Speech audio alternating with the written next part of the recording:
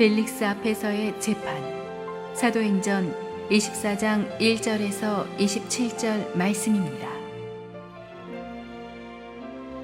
닷새 후에 대제사장 아나니아가 어떤 장로들과 한 변호사 더돌로와 함께 내려와서 총독 앞에서 바울을 고발하니라. 바울을 부르매 더돌로가 고발하여 이르되, 벨릭스 각하여, 우리가 당신을 힘입어 태평을 누리고 또 이 민족이 당신의 성견으로 말미암아 여러 가지로 개선된 것을 우리가 어느 모양으로나 어느 곳에서나 크게 감사하나이다. 당신을 더 괴롭게 아니하려 하여 우리가 대강 여짜옵나니 관영하여 들으시기를 원하나이다. 우리가 보니 이 사람은 전염병 같은 자라. 천하에 흩어진 유대인을 다 소요하게 하는 자요, 나사렛 이단의 우두머리라. 그가 또 성전을 더럽게 하려 함으로 우리가 잡았사오니 당신이 친히 그를 신문하시면 우리가 고발하는 이 모든 일을 아실 수 있나이다 하니, 유대인들도 이에 참가하여 이 말이 옳다 주장하니라. 총독이 바울에게 머리로 표시하여 말하라 하니, 그가 대답하되, 당신이 여러 해 전부터 이 민족의 재판장 된 것을 내가 알고 내 사건에 대하여 기꺼이 변명하나이다. 당신이 아실 수 있는 바와 같이 내가 예루살렘에 예배하러 올라간 지 12틀밖에 안 되었고, 그들은 내가 성전에서 누구와 변론하는 것이나 회당 또는 시중에서 무리를 소동하게 하는 것을 보지 못하였으니, 이제 나를 고발하는 모든 일에 대하여 그들이 능히 당신 앞에 내세울 것이 없나이다. 그러나 이것을 당신께 고백하리이다. 나는 그들이 이단이라 하는 도를 따라 조상의 하나님을 섬기고 율법과 선지자들의 글에 기록된 것을 다 믿으며 그들이 기다리는 바 하나님께 향한 소망을 나도 가졌으니 곧 의인과 악인의 부활이 있으리라 함이니이다. 이것으로 말미암아 나도 하나님과 사람에 대하여 항상 양심의 거리낌이 없기를 힘쓰나이다. 여러 해 만에 내가 내 민족을 구제할 것과 재물을 가지고 와서 드리는 중에 내가 결례를 행하였고 모임도 없고 소동도 없이 성전에 있는 것을 그들이 보았나이다. 그러나 아시아로부터 온 어떤 유대인들이 있었으니 그들이 만일 나를 반대할 사건이 있으면 마땅히 당신 앞에 와서 고발하였을 것이요, 그렇지 않으면 이 사람들이 내가 공회 앞에 섰을 때에 무슨 옳지 않은 것을 보았는가 말하라 하소서.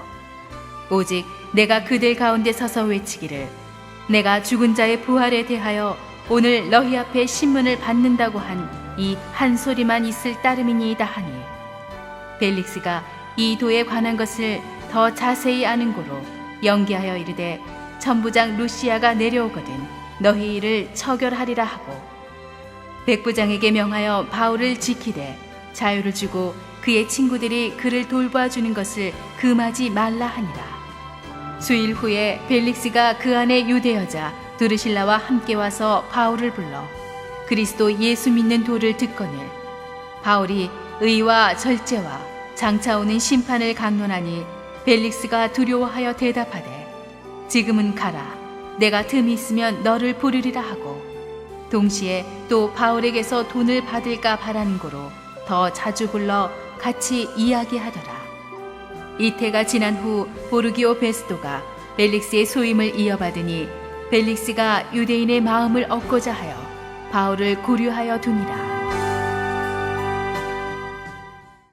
할렐루야. 우리 하나님께 감사와 영광의 박수를 드리겠습니다.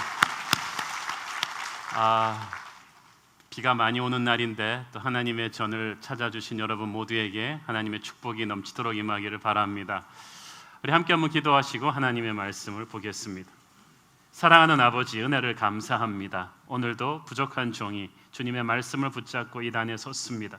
주께서 하늘 보좌에서 내려나오는 은혜의 말씀을 주시옵소서. 예수님의 이름으로 기도합니다. 아멘. 지난주에 우리는 하나님의 기적 같은 섭리로 인해서 바울이 무서운 이 암살자들의 칼날로부터 구원받는 것을 보았습니다. 하나님은 어떤 상황 속에서도 우리를 지키시는 보호자이십니다. 바울이 이제 로마군의 호위를 받으면서 총독 관저가 있는 가이사랴로 오게 됩니다. 가이사랴는 로마의 정치, 행정, 군사 본부가 있던 중요한 요충지죠. 여기서 바울이 재판을 받고 나중에 그 감옥 생활까지 2년이 넘게 하게 됩니다. 사실 감옥살이를 하는 거, 재판 받는 거 이거 쉽지 않은 일입니다. 이때까지 바울이 겪었던 고난이 많은데 뭐 강도도 당하고 이곳저곳에서 쫓겨다녀 보기도 하고 배도 파손되고 여러 가지 고난들이 있는데 특별히 이번 고난은 또 다른 형태의 것이었습니다. 언제 해결이 날 줄 모르는 지리한 재판을 이곳저곳 끌려다니면서 받고 또 감옥에서 오래 기다려야만 했습니다. 우리가 주님을 위해서 헌신하며 살아갈 때도 이렇게 이해할 수 없는 복잡한 상황에 휘말려서 아무것도 하지 못하고 앉아 있어야만 하는 시간이 있습니다. 그러나 그 모든 상황 뒤에도 하나님의 보이지 않는 이 축복의 손길이 있다는 것을 우리는 믿어야만 합니다. 이 대제사장 아나니아와 종교 지도자들이 바울의 암살 계획이 실패하니까 이번에는 포기하지 않고 변호사 더둘로까지 고용해서 바울을 총독 앞에서 이제 정식 재판에서 고소하게 됩니다. 3절부터 9절까지 나오는 이들의 변호사 이 더둘로의 말을 쭉 보면은 한마디로 말해서 가식과 아첨으로 그냥 거의 도배한 말입니다. 3절을 보니까 총독 각하로 인해서 유대인들이 태평을 누리고 당신의 선견 지명으로 인해서 모든 삶이 개량되었고 막 하고 있는데 결론부터 말씀드리면 다 뻥입니다. 왜냐하면 정확한 요세푸스의 역사 기록에 보면 이 벨릭스는 가장 폭압적이고 독재적인 총독으로서 그의 재임 기간 동안에 유대 전역에서 가장 많은 반란이 일어납니다. 하룻밤 자고 일어나면 이곳저곳에서 밀란이 일어나서 민심이 살벌한 판에 당신의 선견 지명으로 인하여서 우리가 태평성대를 누리고 있다. 이것은 바울을 모함하기 위해서 불의한 권력에 아첨하고 있는 것입니다. 그래서 이 더둘로의 긴 변론에서 아첨을 빼고 나면 남는 알맹이가 별로 없어요. 5절에서 더둘로는 그렇지만 이 총독이 가장 예민하게 생각하는 것을 정확하게 알고 건드리고 있습니다. 로마는 종교적으로는 굉장히 관대했습니다. 그렇지만 정치 이슈에 들어가면 무섭게 엄격했습니다. 사회 혼란을 조장한다거나 민중을 움직여서 폭동을 일으키는 것을 로마가 가장 예민하게 생각하는 것입니다. 그래서 그것을 알고 있는 체제의 그 평온을 가장 중시하는 로마 정부를 자극하는 단어를 더둘로가 몇 개 써서 바울에게 씌운 것입니다. 이 사람은 전염병 같은 존재다. 천하의 유대인을 다 소란케 하는 사람이다. 이런 말이 로마가 제일 싫어하는 말이거든요. 그렇게 해서 바울을 몰아간 것입니다. 천하에 흩어진 유대인을 다 소동케 하는 나사렛 이단의 우두머리다. 옛날에 이제 나사렛 예수님 이야기를 끌어온 것입니다. 20년 전에 자신을 왕이라고 주장해서 십자가에 못 박힌 예수 그리스도, 그 사람을 믿는 이단이다. 이것이 사람들을 소욕케 하는 정치적인 폭동의 근원이 될 것이다 라고 고발한 것입니다. 그런데 이 적의 입이 있지만은 진실을 말한 건 하나가 있습니다. 바울은 정말 전염병처럼 무서운 존재죠. 플래그. 전염병이 한번 창궐하면 굉장히 무섭습니다. 중세 유럽을 죽음으로 몰아넣었던 그 블랙 데스, 유럽 인구의 3분의 1을 초토화시킨 그 죽음은 바로 이태리 항구의 아프리카로부터 온 배 한 척의 상륙함으로 시작되었습니다. 그 배 한 척에 담긴 그 시체들 다 태워야 되는데 그냥 배 한 척을 상륙을 시켰고 그리고 거기에 올라간 사람들부터 전염병이 번지더니 쫙 유럽 전역으로 번져나간 것입니다. 근데 복음이 그랬어요. 예루살렘에서 시작됐는데 금방 유대 사마리아 땅 끝까지 아시아 전역까지 유럽 아시아 전역까지 번지는데 20년이 안 걸린 거예요. 그러니까 정말 어둠의 세력이 전염병 같은 폭풍이라고 두려워할 만한 것이 바로 바울의 존재입니다. 우리 크리스천들은 예수님의 향기를 퍼뜨리는 그런 사람들입니다. 우리가 접촉하는 모든 사람은 예수의 향기를 맡게 될 것입니다. 우리는 세상에 끊임없이 영향력을 주는 사람들입니다. 사랑의 영향력, 생명의 영향력을 끊임없이 주고 있는데 우리는 결코 있으나 마나한 존재가 되어서는 안 됩니다. 크리스찬이 있는데 그 직장이 변하지 않는다. 그것도 기적이죠. 그럴 수가 없습니다. 여러분이 있다면 여러분의 사는 동네가, 직장이, 그 나라가 변하는 것이 당연한 것입니다. 우리는 어딜 가든지 예수를 전하는 그런 하나님의 사도들이기 때문에 그렇습니다. 바울을 고소하는 이 더둘로의 이야기를 계속 따라가 보면 6절에서 이 사람은 성전을 더럽게 하는 죄를 지었다 그랬습니다. 이 말도 굉장히 민감한 말입니다. 유대 율법에서 성전 모독죄는 사형에 해당하는 죄입니다. 그런데 로마에 반역하지 않는 한 로마는 유대인들에게 종교의 자유를 허락했다 그랬죠. 그래서 큰 로마법에 저촉되지 않는 한 그 유대의 율법 안에서 자기들이 그 재판을 할 수 있도록 허락해 줬어요. 그래서 종교적인 문제로 유대인들이 사형 판결을 내려도 큰 무리가 없는 한은 그냥 로마가 알아서 하라고 해주는 경우가 많았다는 거예요. 그러므로 성전 모독죄가 무엇인지 결정하는 것은 유대인 종교 지도자들이거든요. 이때까지 해왔던 대로 우리 종교 지도자들이 이 사람을 사형으로 결정했으니까 로마 정부는 그냥 눈 감아라 그거죠. 그리고 8절에서 더둘로는 총독각하께서 친히 신문하시면 우리가 고발하는 이 모든 것을 확인할 수 있다고 했습니다. 여기서 두 가지 포인트가 있는데, 우리가 고발한다. 더둘로는 나 혼자가 아니다. 내 뒤에 사람들을 봐라. 이게 민심이다. 종교 지도자들이다. 로마 정부는 총독 당신은 평안한 질서를 원하지 않냐? 민심이 흔들리는 걸 원하냐? 하면서 민중의 힘으로 압박한 거예요. 또 하나는 총독각하의 위험으로 누르는 이 재판장에서 바울은 아무 소리도 못할 것이다 라고 더둘로는 좀 착각했던 것 같아요. 애지간한 사람은 대검찰청에 들어가면 아무 말도 못하잖아요. 그런데 이 더둘로가 바울에 대해서 잘못 알아도 한참 잘못 알았어요. 바울이 만만한 사람이 아니잖아요. 로마 교육 다 받았는 데다가 하나님의 영이 충만한 사람입니다. 바울이 일어서서 변론을 하는데 이때까지 더둘로가 한 변론과는 차원이 다른 하나님의 지혜가 준 이 변론을 하기 시작합니다. 10절부터 21절까지 계속되는 바울의 변론을 보면 이 더둘로와의 차이점이 있습니다. 바울은 불리는 말이 없어요. 거짓말장이들의 특징은 불리는 말이 많다는 거죠. 대부분 말이 많아요. 근데 건질 말이 별로 없어요. 그런데 진실을 말하는 사람은 말이 많지가 않아요. 진리는 간결한 거니까. 그래서 바울의 말에는 간결합니다. 장황한 아첨이 없습니다. 10절에서 바울이 말합니다. 벨릭스 총독께서 이 지역을 다스린 지가 여러 해가 되었다. 그러니까 애지간한 정보는 알고 계실 것이다. 내가 이 사건에 대해서 기쁘게 변명합니다. 이 기회를 통해서 바울은 복음 전도도 할 수 있다는 것이 기뻤죠.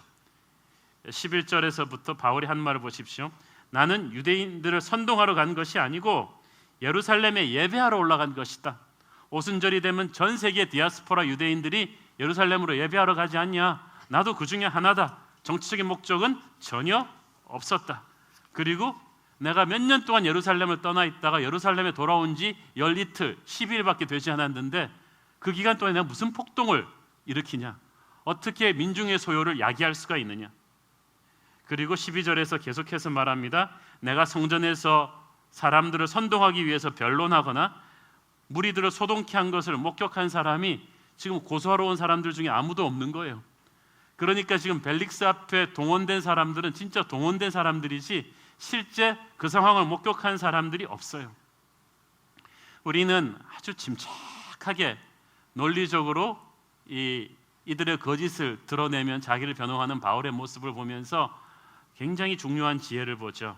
우리가 세상 살면서 보통 억울한 일 당하면 감정이 격해져요. 그냥 뚜껑이 열려가지고 말을 못합니다. 부르르 떨면서 누명은 누명대로 쓰고 소리만 지르다가 끝나는 경우가 많습니다. 특히 우리 한국 분들 혈기를 절제하시기 바랍니다. 그런데 이 바울이 악인들의 아첨과 모함에 대항하는 이 크리스찬의 모습이 어때야 되는 건지를 보여줍니다. 아주 침착해요. 어차피 일은 터졌어요. 그리고 하나님은 여러분을 사랑하세요. 그러면 기도하고 담대해지셔야 돼요. 평안해지셔야 돼요. 내가 왜 이렇게 억울하게 당하나 자꾸 그러시면 안 돼요. 이미 당했는데 어떡하겠어요. 이 상황 속에서 하나님께서 뱀처럼 지혜롭게 비둘기처럼 순결하게 여러분이 그 악한 교활한 트랩을 뚫고 나올 수 있도록 성령께서 지혜를 주실 거예요. 마태복음 10장 18절 20절 보겠습니다. 시작. 또 너희가 나로 말미암아 총독들과 임금들 앞에 끌려가리니 이는 그들과 이방인들에게 증거가 되게 하려 하심이라. 너희를 넘겨줄 때에 어떻게 또는 무엇을 말할까 염려하지 말라. 그때 너희에게 할 말을 주시리니 말하는 이는 너희가 아니라 너희 속에서 말씀하시는 이 곧 너희 아버지의 성령이시니라. 아멘. 여러분 이 말을 믿으십니까? 어떤 힘든 데 가더라도 여러분 두렵거나 떨지 마십시오. 제가 외부에 리더십 강의를 갈 때 정말 힘든 데 많이 가봤습니다. 청와대도 가봤고요, 국정원에도 가봤고요, 검찰 간부들이 있는 데도 가봤습니다. 처음에는 조금 힘들더라고요, 그 아저씨들 얼굴 보기가. 그런데 여기서 내가 무슨 강의를 하나, 진짜 기도하면 하나님께서 언어를 주세요. 어떻게 말하는 것이 가장 지혜롭고 가장 파워풀할 것인지 주님께서 언어를 주세요. 그러니까 주님이 말씀하시니까 내가 여유가 있는 거죠. 여유는 강한 자만이 부릴 수 있는 것입니다. 저는 여러분 안에 세상에서 가장 강한 예수님이 계신 줄을 믿기를 바랍니다. 담대한 거예요.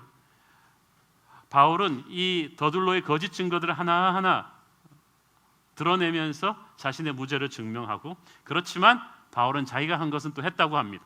14절 15절 읽겠습니다. 시작. 그러나 이것을 당신께 고백하리이다. 나는 그들이 이단이라 하는 도를 따라 조상의 하나님을 섬기고 율법과 선지자들의 글에 기록된 것을 다 믿으며 그들이 기다리는 바 하나님께 향한 소망을 나도 가졌으니 곧 의인과 악인의 부활이 있으리라 함이니이다. 바울이 위기에 몰리긴 했지만, 그래서 자신의 거짓된 혐의는 벗겨냈지만 자신의 신앙을 부인하지는 않습니다. 거기까지는 안 가요. 우리가 스스로를 지키는 지혜는 있어야 하지만 성도로서 지켜야 할 마지막 마지노선, 우리의 믿음은 지킬 수 있는 담대함이 있어야 합니다. 사탄은 우리를 죽이는 것보다 더 좋아하는 게 우리로 하여금 예수를 부인하게 하는 거거든요. 근데 바울은 죽으면 죽었지 거기까지는 안 가요. 나는 저희가 이단이라 하는 도 기독교를 믿는다. 부끄러움이 없다. 나는 예수를 부끄러워하지 않는다. 그러나 저 사람들이 이단이라고 주장하는 것이지 이것은 이단이 아니다. 나는 조상의 하나님, 저들과 똑같은 조상의 하나님을 섬기고 율법과 선지자의 글, 그러니까 구약 성경을 믿고 있다. 유대교와 기독교가 다 같은 뿌리에서 왔지 않냐. 나도 그들과 똑같은 부활신앙을 가지고 있다. 내 믿음은 건강하다. 믿음을 가진 건 사실이지만 내 믿음은 이단이 아니다. 그 얘기를 한 것입니다. 그리고 16절 아주 중요한 말입니다. 같이 보겠습니다. 시작. 이것으로 말미암아 나도 하나님과 사람에 대하여 항상 양심에 거리낌이 없기를 힘쓰나이다. 대단히 담대한 말입니다. 우리 국민들이 좋아하는 윤동주의 서시에 보면 하늘을 우러러 한 점 부끄러움 없기를 입새에 있는 바람에도 나는 부끄러워했다, 이 말이 있습니다. 그런데 문제는 이 말을 갖다가 정치 스캔들로 들어가는 수많은 정치인들이 인용합니다. 하늘을 우러러 한 점 부끄러움이 없기. 한 대 때려주고 싶어요. 나중에 보면 다 밝혀지는데도 하늘을 우러러 나는 한 점 부끄러움이 없기를. 우리 크리스찬인 윤동주 시인의 이름에 먹칠을 하는 그런데 이 입새에 있는 바람, 정말 가늘고 여린 바람이죠. 감히 누가 이런 말을 할 수가 있습니까? 양심에 부끄러움이 없다. 그런데 바울이 감히 하나님의 이름을 올려서 하나님과 사람 앞에서 양심에 부끄러움이 없었다고 했어요. 여러분, 바울은 율법주의에서 훈련받은 사람이에요. 이 사람들은요, 하나님이라는 이름 하나를 쓸 때 목욕 제기하고 와서 덜덜 떠는 사람입니다. 그리고 예수를 새로 만나서 거듭난 사람입니다. 바울이 하나님의 이름을 올릴 때는 자기 죽을 각오하고 하는 거예요. 오늘날 한국의 크리스찬들이 자기가 예수 믿는다고 말할 때 죽을 각오를 좀 하고 했으면 좋겠어요. 그냥 자나깨나 삶은 이상하게 살면서 나는 예수 믿는다고 그렇게 말하지 말고, 여러분이 나는 하나님 믿는다고 할 때는 거기다 목숨 거셔야죠. 명예를 걸어야죠. 자기 아버지 이름 호적파는 것보다 더한 자존심과 프라이드를 가지고 하나님의 이름을 밝히셔야죠. 바울은 하나님 앞에서, 사람 앞에서 내가 부끄러움이 없다, 양심에 부끄러움이 없다, 이 말은 내가 완전하다는 말이 아니에요. 그렇게 착각하면 안 됩니다. 완전한 삶이 아니라 양심에 부끄러움이 없는 사람은 완전하지는 않지만 진실한 삶입니다. 하나님께서 우리가 완전하기를 기대하는 건 아니에요. 완전히 다 잘하기를 기대하는 건 아닙니다. 그렇지만 잘못해놓고 잘난 척하는 거는 못 견디시는 거예요. 잘못했으면 잘못했다고 하라. 잘못했으면 회개를 하라. 그러면 하나님이 붙잡아 주십니다. 다윗은 죄 없는 사람이 아니라 회개한 사람입니다. 그러니까 하나님이 하나님의 마음에 합한 사람으로 붙들어 주는 것입니다. 베드로는 완벽한 사람이 아니라 실수했지만 회개한 사람입니다. 그게 진실한 사람인 거예요. 사랑하는 여러분, 바울도 완벽한 사람은 아니지만 죄 지었지만 회개한 사람입니다. 하나님 앞에 진실한 사람이었어요. 겉과 속이 다르지 않아요. 말과 행동이 다르지 않아요. 몰라서 실패한 것이면 모르되 아는 거 가지고 고의적으로 속이지 않았단 말이에요. 대부분의 사람들은 상황에 따라서 말을 바꿉니다. 왜냐하면 우리 안에 가장 강한 본능이 자기 방어 심리예요. 우리는 무엇이 옳고 그른가가 중요하지 않아요. 이게 내게 득이 될 것인가 안 될 것인가. 아무리 진리라고 해도 내게 득이 안 돼 진리는 다 은폐시킵니다. 그리고 아무리 거짓이라고 해도 내게 득이 된다 싶으면 그걸 큰 소리로 말하는 것이 인간입니다. 없는 것을 있다고 하고 그런 것을 아니라고 합니다. 그런데 말이죠, 세상은 다 그렇게 사는 거라고 합니다. 그러나 거짓을 말하면 그 순간은 피하는데 그 다음 순간에 꼭 걸려요. 왜냐하면 시리즈로 거짓말하기 힘듭니다. 기억력이 굉장히 좋아야만 합니다. 나는 거짓말쟁이가 치매 걸리면 어떡할까 걱정이 돼요. 이게 굉장히 복잡하게 위기를 넘겨가기 위해서 새로운 거짓말을 계속 창조적으로 생각해야 되는데 이게 보통 어려운 일이 아니거든요. 그런데 진실을 말하는 사람은 그렇게 기억력이 좋을 필요가 없어요. 계속 같은 말 하면 되거든요. 우리는 너무 당장 급한 거 모면하기 위해서 너무 쉽게 거짓말을 합니다. 우리 크리스찬들도 그렇습니다. 그런데 그러면 안 됩니다. 여러분이 힘들더라도 진리를 말해야 합니다. 사탄은 거짓의 영입니다. 여러분이 장난으로라도 거짓을 말하면 그때부터 사탄이 여러분한테 붙습니다. 귀신 붙는 게 그런 거예요. 그러나 진리를 말하면 귀신이 떠나갑니다. 어둠이 떠나가고 예수님께서 힘을 실어주시는 거예요. 그래서 지금은 손해보는 것 같지만 하나님과 사람 앞에서 정직하게 사는 사람, 양심에 부끄럽지 않게 사는 사람은 하나님이 지켜주세요. 가면 갈수록. 그래서 그 사람은 좀 불리해도 항상 자신감이 있어요. 당당해요. 우리가 왜 힘이 없는 줄 아세요? 떳떳하지 못하기 때문에 그렇습니다. 한국 교회가 왜 이렇게 위축됐는 줄 아세요? 우리가 건물이 없고 돈이 없어서 아니에요. 한국 교회가 요새 은과 금은 생겼는데요, 거룩하지 않아서 그래요. 교회가 커지는 것보다 더 중요한 것은 진실한 거예요. 거룩해지는 것입니다. 양심에 거리낌 없는 그런 교회가 되는 것입니다. 그러면 우리는 세상 앞에 당당할 수가 있습니다. 바울이 그렇잖아요. 가진 거 아무것도 없으면서 당당합니다. 계속해서 17절, 18절 바울의 변론을 읽겠습니다.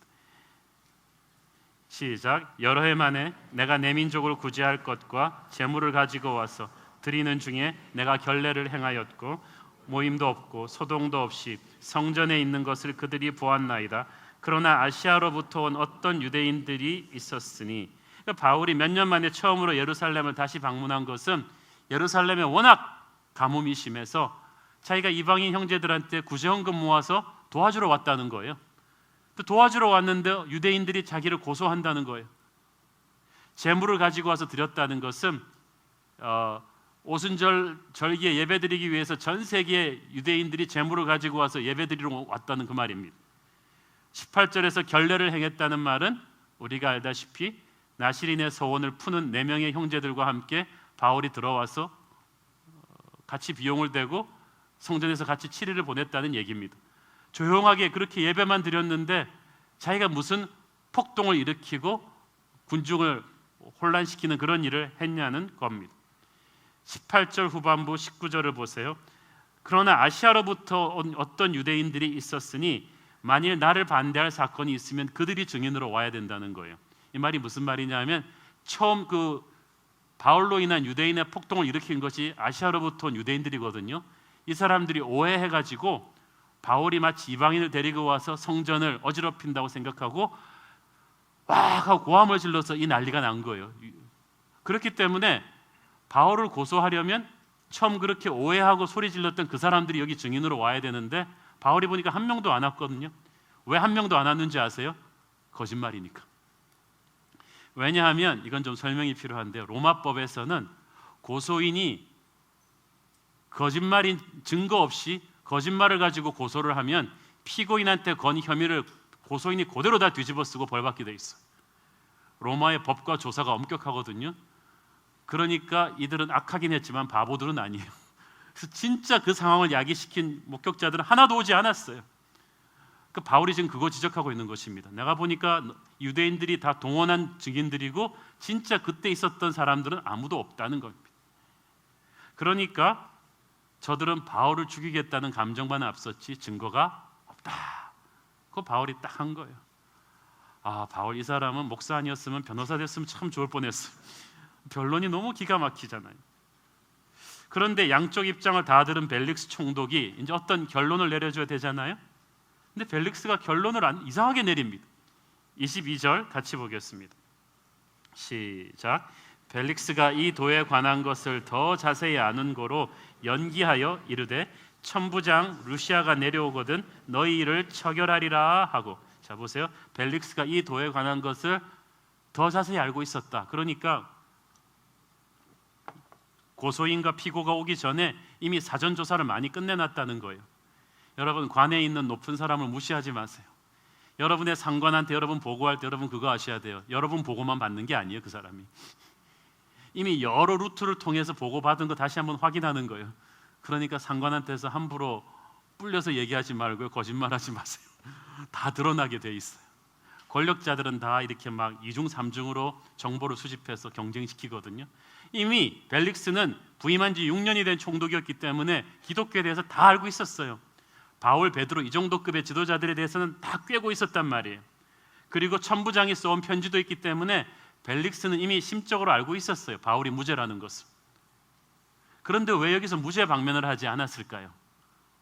벨릭스가 사건 조사할 때는 경찰 마인드로 했지만 결론을 내릴 때는 이제 정치인 마인드로 돌아오는 거죠. 무엇이 옳고 그르냐보다 중요한 거는 이 벨릭스는 이 유대라는 이 말썽 많은 지역의 총독으로서 자신의 정치적인 입지가 이제 중요한 거예요. 논리적으로는 바울의 말이 옳아요. 그리고 증거도 다 이쪽에 있어요. 그래서 바울을 무죄라고 풀어줘야 되는데, 그러면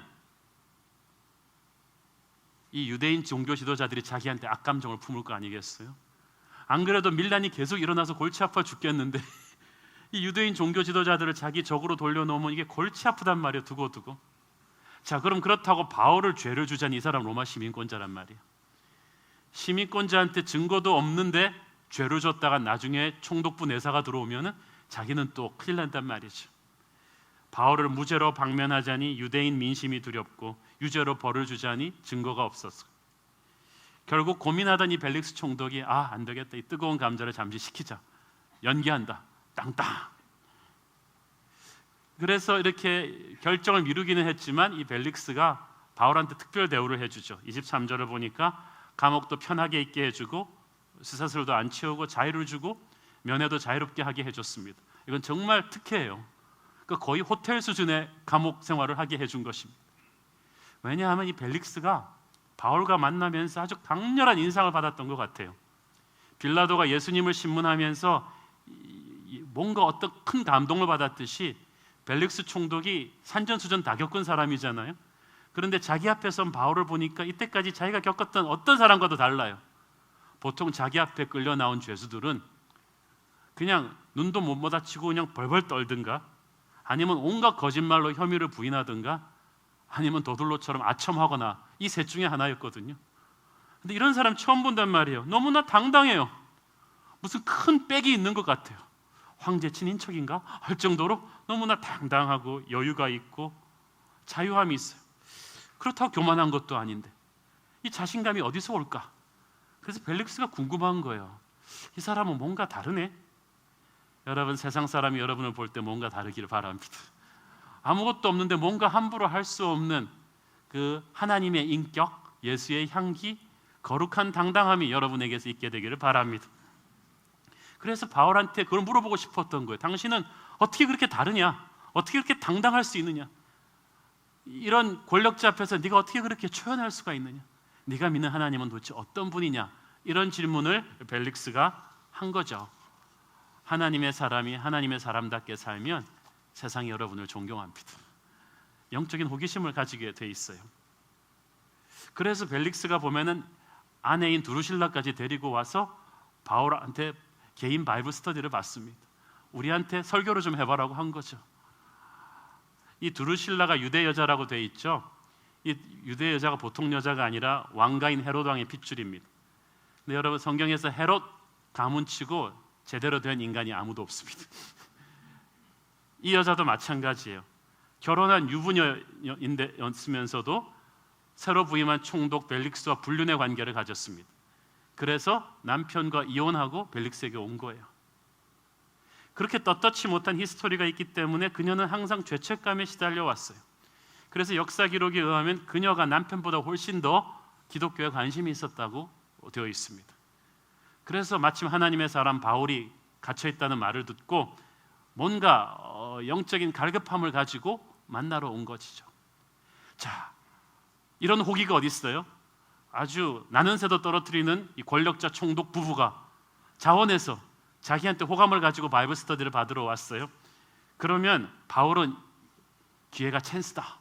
내가 좋은 말로 잘 구슬려서 나를 석방하는 것이 하나님의 뜻이다. 이러고 하면서 이렇게 잘 나갈 수 있지 않았겠어요? 그런데 바울이 그렇게 하지 않아요. 신념을 타협하지 않아요. 설교자는 있잖아요. 어떤 상황 속에서도 하나님이 그 상황에 주시는 음성을 그대로 전해야 됩니다. 그거 타협하면 큰일 납니다. 제가 같은 설교를 어디에 가서 하느냐에 따라서 달라요. 어떤 교회에 가서는 강렬한 회개의 메시지를 전하고 어떤 교회에서는 강렬한 위로의 메시지를 전하는 데가 있습니다. 저도 인기를 끌고 싶죠. 그러나 어떨 땐 하나님이 무서울 정도로 말씀하시는 때가 있어요. 이 부부에게 하나님께서 바울을 통해서 그리스도의 복음을 주셨는데 특별히 하나님의 복음을 주실 때도 우리 인생에 맞게 주세요. 그래서 특별히 이 벨릭스 총독 부부의 인생을 너무나 꿰뚫어 보는 것처럼 메시지 포인트가 갑니다. 25절 보겠습니다. 시작. 바울이 의와 절제와 장차 오는 심판을 강론하니 벨릭스가 두려워하여 대답하되 지금은 가라. 내가 틈이 있으면 너를 부르리라 하고. 자, 보세요. 바울의 설교 첫 번째 포인트는 의, 정의에 대해서 설교했습니다. 벨릭스는 노예 출신입니다. 로마 황실의 후광을 힘입어 가진 권모술수를 다 써서 불법적으로 유대 총독이 된 사람입니다. 돈 욕심도 많고요, 뇌물도 많이 주고받았고 성격도 포악했고 여자 편력도 심했습니다. 자신의 유익을 위해서 수단 방법을 가르치지 않는 이 악독한 정치인에게 하나님이 정의를 선포한 거예요. 벨릭스가 가슴이 성큼했을 것입니다. 두 번째 설교 포인트는 절제예요. 이것은 깨끗함입니다. 도덕적인 거룩입니다. 방금 벨릭스가 유부녀 두루실라와 불륜의 관계를 가져서 멀쩡한 남의 가정을 깨버리고 결혼했다는 말씀을 드렸죠. 그걸 하나님이 지적한 거예요. 넌 회개해야 된다. 셋째, 장차 오늘 심판이 있다. 네가 지금은 로마 총독으로서 남들이 부러워하는 화려한 삶을 살고 있지만 명품을 걸치고 고급차를 몰면서 남부럽지 않은 위치에 있지만 하나님께서 너의 악행을 기억하고 계신다. Judgment is coming. 심판이 반드시 온다. 누가 감히 나는 새도 떨어뜨리는 권력자한테 이 얘기를 합니까? 바울은 거의 자기 목이 몇 개나 되는 사람 같아요. 벨릭스가 이 말씀을 듣고 땅에 무릎을 꿇고 엎드려 회개했다면 그와 그 집이 구원을 받았을 거예요. 그런데 벨릭스가 그렇게 하지 않죠. 25절에 보니까 두려워하여 대답하되, 영적인 두려움이 일어난 거예요. 여러분, 하나님의 말씀을 듣는 시간은 그런 시간이에요. 이 주일날 이 설교 시간은요, 좋은 여러분이 극장 티켓 사고 관람하는 시간이 아닙니다. 기독교 메시지 강의 콘서트가 아니에요. 이 시간은 여러분이 말씀을 듣는 시간인가 동시에 말씀에 의해서 해부당하는 시간입니다. 오늘 똑같은 메시지를 하고 있지만 오늘 하나님께서 여러분 인생의 어떤 부분을 강렬하게 찌르실 거예요. 변화받기를 원하시기 때문에 여러분의 그 어두운 실체를 확 드러내는 거예요. 그때 두려움이 옵니다. 제대로 된 설교를 들으면요, 땅에 떼굴떼굴 구릅니다. 하나님의 말씀이 얼마나 무섭습니다.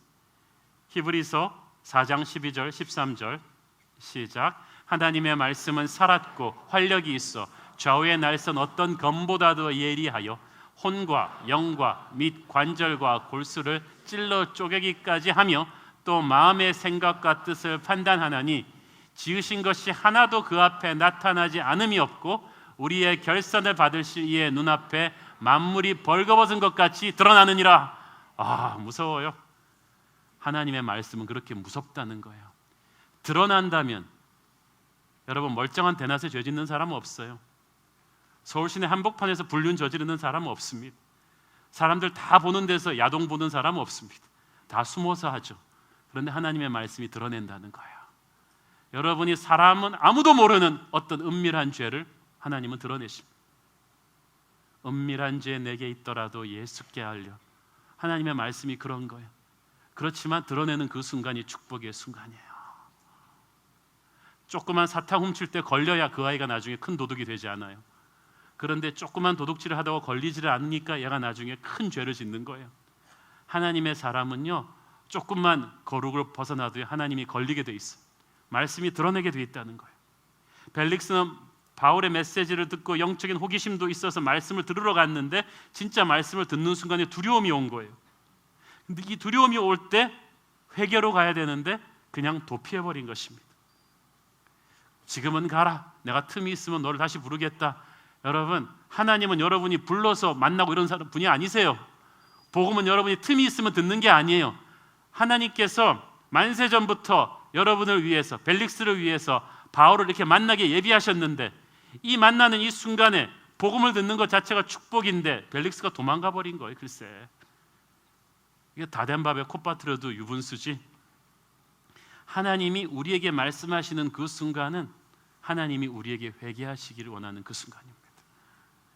하나님 보고 여러분 다시 오라 그러시겠어요? 다음에 내가 틈나면은 하겠다고? 아니에요. 하나님이 벨릭스 부부에게 말씀을 주신 것은 그 부부를 사랑하기 때문이에요. 회개할 기회를 주기 위함이었어요. 심판이 목적이었으면 가만뒀다가 나중에 심판해버리면 끝이지 굳이 바울과 만나게 해서 말씀을 듣게 할 필요가 없잖아요. 하나님은 심판의 목적이 아닙니다. 하나님은 우리를 고치시고 살리시려는 것이 목적입니다. 하나님이 말씀을 주시는 것은 기회를 주시겠다는 거예요.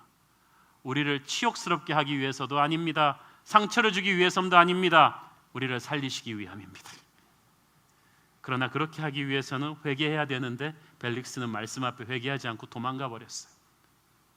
결정을 하지 않았어요. 그러나 결정하지 않는 게 결정이에요. 나쁜 결정보다 더 나쁜 게 결정을 안 하는 겁니다.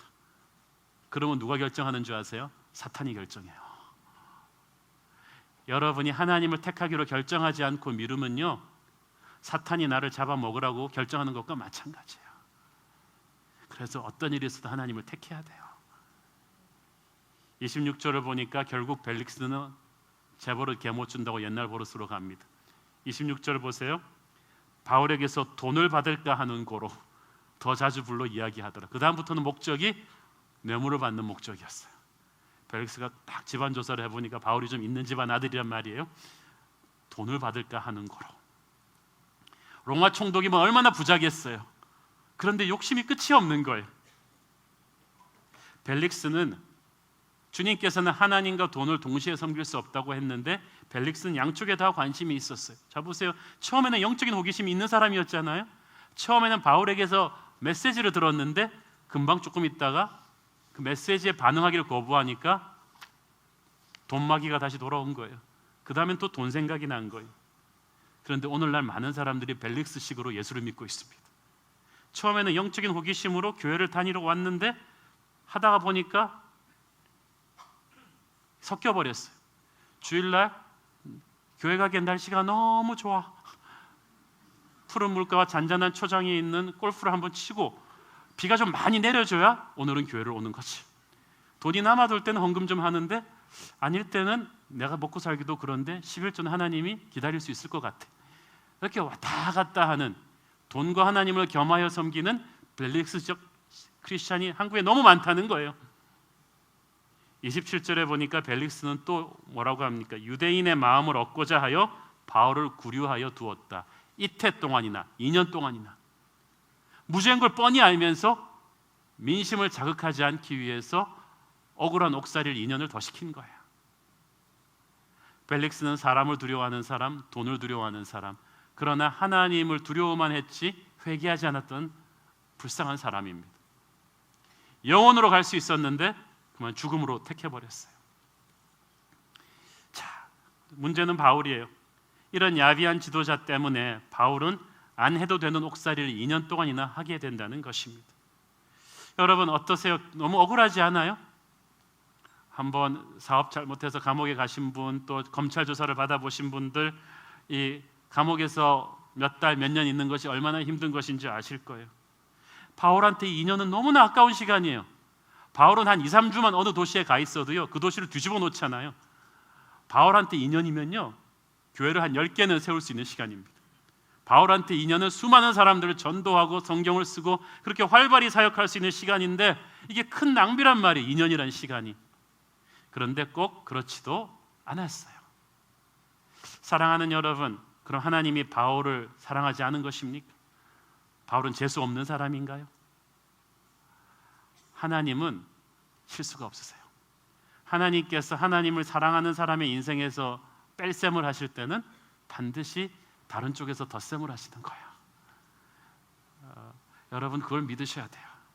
하나를 앗아가는 것 같지만 실은 더 좋은 어떤 걸 주기 위한 하나님의 방법이에요.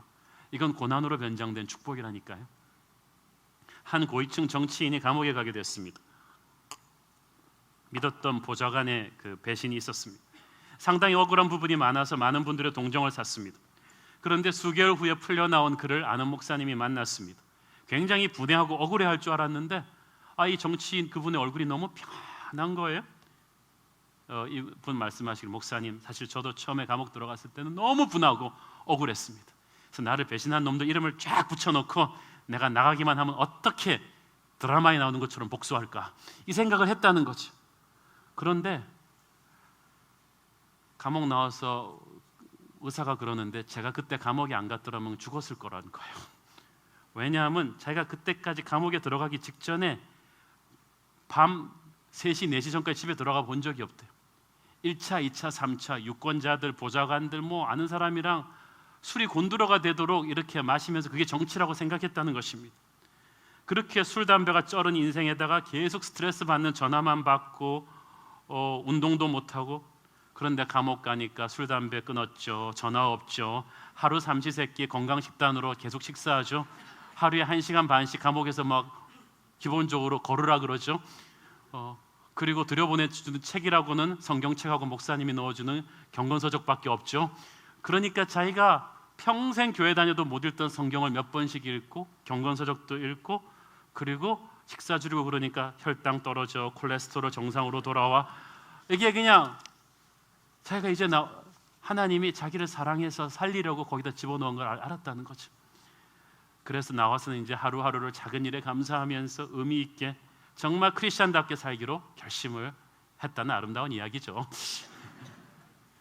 바울은 술, 담배 하면서 막 산 사람은 아닙니다. 그렇지만 바울은 일 중독증 사람입니다. 제가 보기에 이 사람이 10년 동안 1차, 2차, 3차 전도여행 다니면서 유럽과 아시아 전역을 안 누빈 데가 없습니다.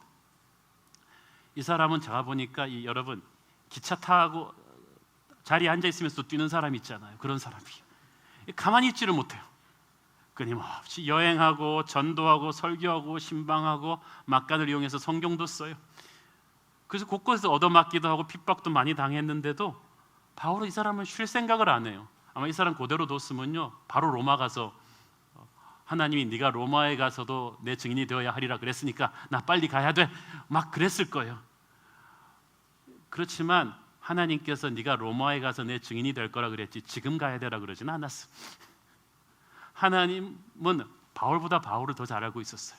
지금 바울의 체력과 정신적인 피곤함과 이런 영적인 이런 것 다 합치면 조금 있으면 쓰러질 건데 바울은 모르고 있어요.